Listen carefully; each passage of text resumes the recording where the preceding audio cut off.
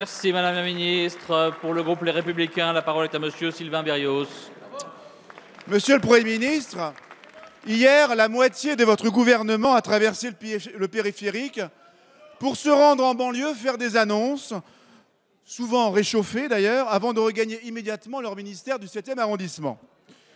Pour des raisons politiciennes, vous avez décidé de punir les maires qui, avec le soutien de leur population, ont choisi de préserver leur cadre de vie en proposant des logements sociaux à taille humaine et bien intégrés.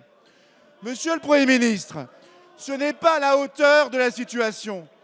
Ce n'est pas en punissant telle ou telle ville que l'on vivra mieux dans les quartiers les plus défavorisés. Ce que les Français attendent, ce n'est pas une liste noire des villes carencées, c'est une liste d'or des quartiers dans lesquels vous devez mobiliser les moyens de l'État. Les Français ne veulent pas de ces deux France, de ces deux républiques que vous opposez avec cynisme, mépris et intolérance. Gouverner, ce n'est pas souffler sur les braises de l'intolérance et s'étonner ensuite que l'incendie se propage. Gouverner, c'est agir avec conviction et détermination.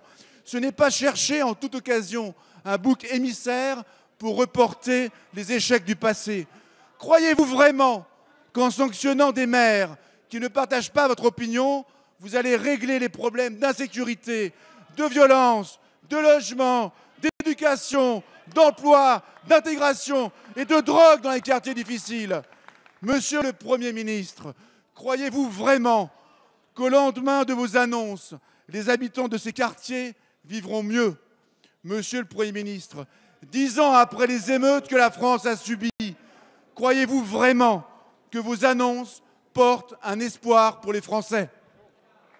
Merci Monsieur Berrios. La parole est à Madame la Ministre du Logement, de l'Égalité des Territoires et de la Ruralité.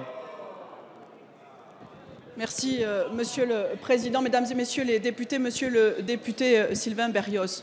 Mais quelle mauvaise foi, quelle malhonnêteté lorsqu'on entend votre question. Oui, ce gouvernement agit avec détermination pour faire du logement social et de la mixité sociale une de ses priorités. Mais puisque votre ton était polémique, permettez-moi, monsieur le député, de rappeler quelques chiffres qui concernent une commune que vous connaissez bien.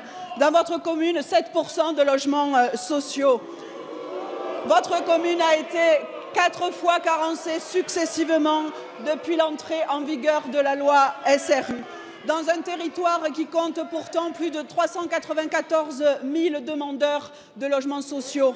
Quand notre pays compte 1 700 000 de demandeurs de logements sociaux, oui, il nous faut agir. Et que dire de votre comportement, monsieur le député maire, lorsque vous avez décidé de mettre en vente des logements communaux vacants et que vous avez refusé de transmettre la déclaration d'intention d'aliéner alors que l'État avait manifesté son intention de préempter pour construire des logements sociaux.